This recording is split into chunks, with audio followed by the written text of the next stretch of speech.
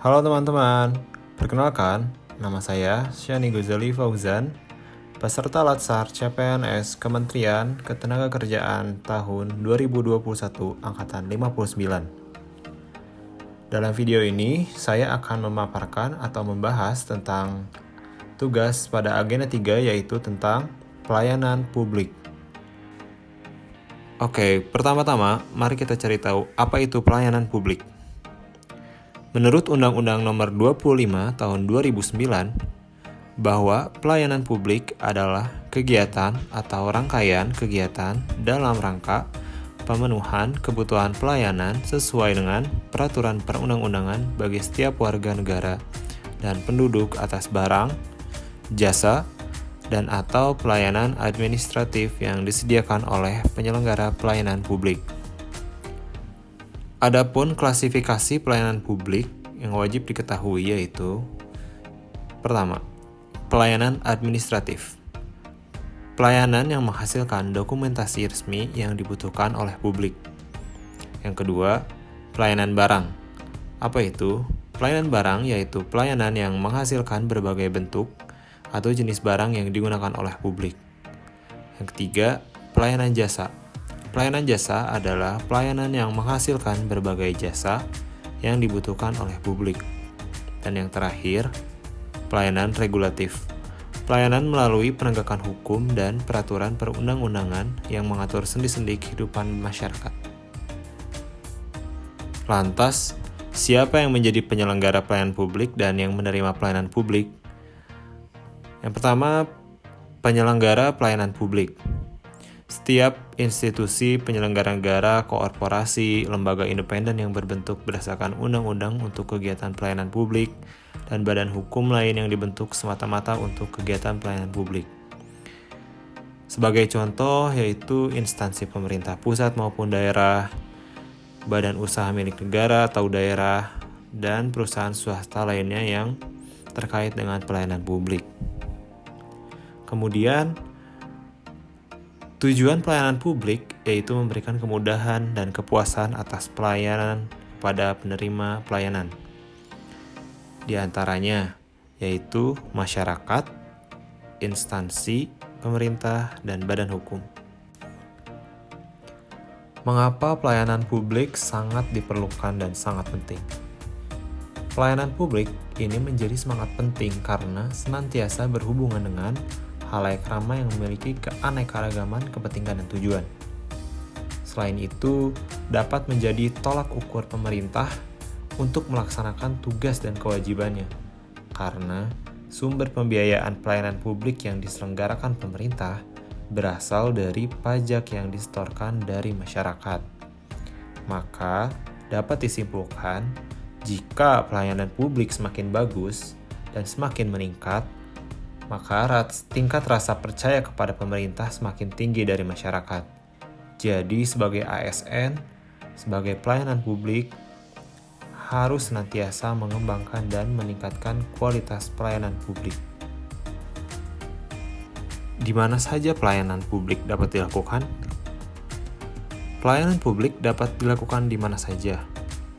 Bisa secara langsung dengan cara datang ke kantor maupun tempat pelayanan publik tersebut, atau jarak jauh dengan memakai layanan call center dari masing-masing pelayanan. Dengan memanfaatkan kemajuan teknologi dan informasi pada saat ini, pelayanan publik bisa diakses dengan menggunakan aplikasi, nomor telepon, website dengan memanfaatkan koneksi internet.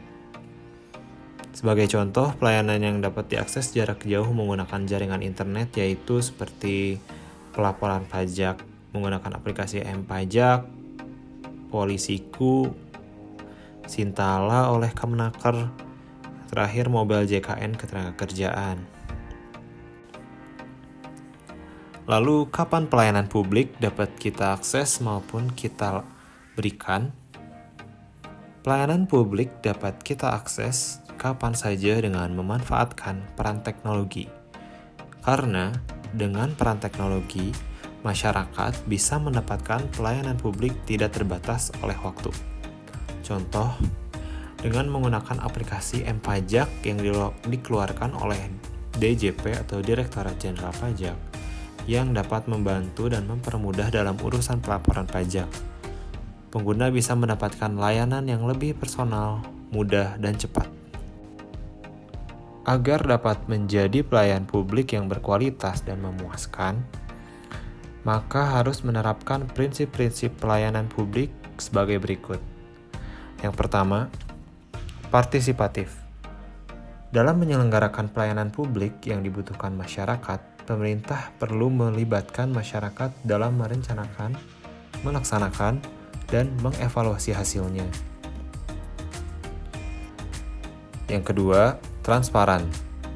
Dalam penyelenggaraan pelayanan publik, pemerintah sebagai penyelenggara pelayanan publik harus menyediakan akses bagi warga negara untuk mengetahui segala hal yang terkait dengan pelayanan publik yang diselenggarakan tersebut. Yang ketiga, responsif. Dalam penyelenggaraan pelayanan publik, pemerintah wajib mendengar dan memenuhi tuntutan kebutuhan warga negaranya. Dan yang keempat, tidak diskriminatif. Di sini berarti pelayanan publik yang diselenggarakan oleh pemerintah tidak boleh dibedakan antara satu warga negara dengan warga negara yang lain atas dasar perbedaan identitas warga negara, seperti status sosial, pandangan politik, etnisitas, agama, profesi, jenis kelamin atau orientasi seksual, difabel, dan sejenisnya. Yang kelima yaitu mudah dan murah. Penyelenggaraan pelayanan publik di mana masyarakat harus memenuhi berbagai persyaratan dan membayar fee untuk memperoleh layanan yang mereka butuhkan harus diterapkan prinsip mudah. Kemudian yang keenam yaitu efektif dan efisien. Penyelenggaraan pelayanan publik harus mampu mewujudkan tugas-tugas yang hendak dicapainya untuk melaksanakan mandat konstitusi dan mencapai tujuan-tujuan strategis negara dalam waktu jangka panjang, dan cara mewujudkan tugas tersebut dilakukan dengan prosedur yang sederhana, tenaga kerja yang sedikit, dan biaya yang murah. Yang ketujuh, accessible. Pelayanan publik yang diselenggarakan oleh pemerintah harus dapat dijangkau oleh warga negara yang membutuhkan. Yang kedelapan, akuntabel.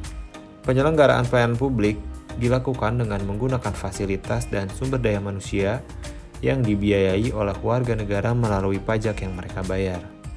Dan yang terakhir, berkeadilan.